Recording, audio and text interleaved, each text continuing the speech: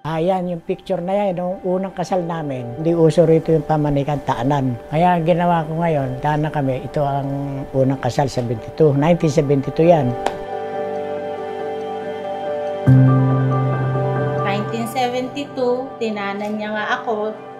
Nagkasawa na kami noon. Sa Balintawak pa nga kami nakatira noon. Nangungupahan lang kami ng matitirhan. Kaya hindi ko makakalimutan yan. Talagang problemado kami nung araw na yan. Hindi ko kalaing bandang huli meron din pala. Kahit malabo raw ang ulap, meron din liwanag.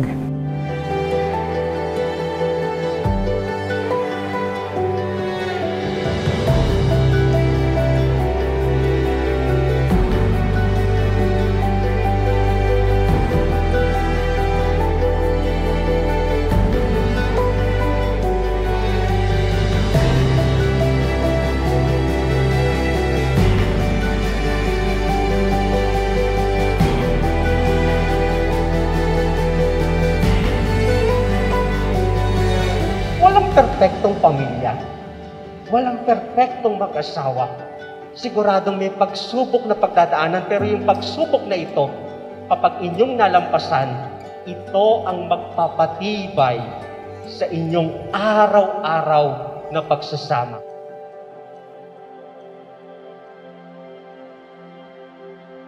Kami ni Papa, nagkakilala noong nag-aaral pa kami ng high school. May nililigawan kasi siyang iba. Gumagawa siya ng love letter. Lahat ng sulat ko, pinatatago ko rito kay Mrs. Magkaibigan kami matalik. Kasi nga, naghihingi lang siya sa akin ng advice.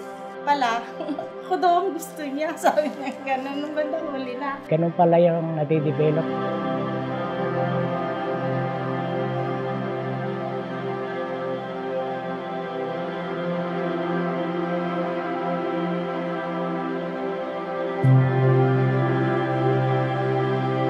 Lin, suot mo na to. Pang ating wedding. Parang si Philip Salvador. Naks. Philip Salvador pa.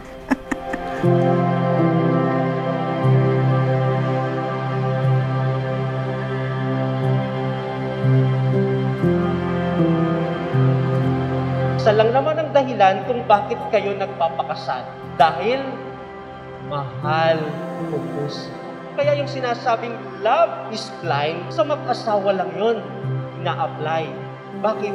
Sapagkat mabubulag ka talaga ng iyong pagmamahal dahil yung pagkabulag doon ay pag-aalay. Pag-aalay na isasakripisyo mo yung pag-ibig mo para sa iyong minamahal.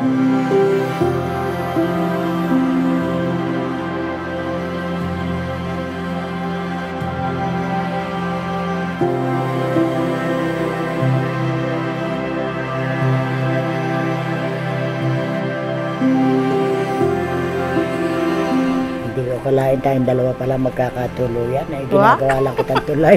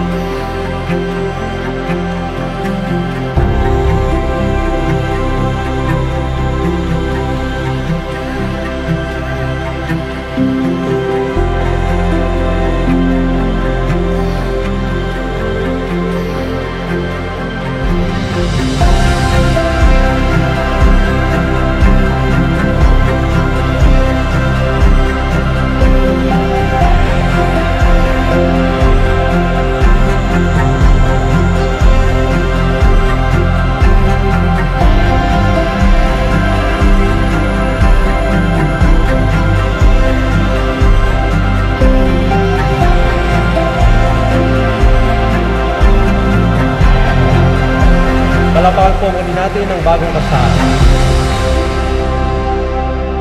Papa, alam mo naman, mahal na mahal kita at alam ko din naman na feel ko talagang mahal mo din ako, pati mga anak mo. Basta talaga namang Mahal na mahal kita, Lily.